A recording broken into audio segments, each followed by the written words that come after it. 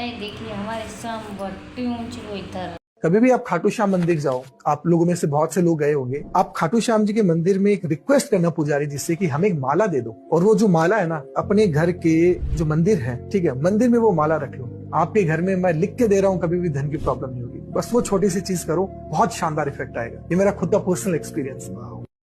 हाँ तो मंदिर में जाओ तो सब लेके आओ।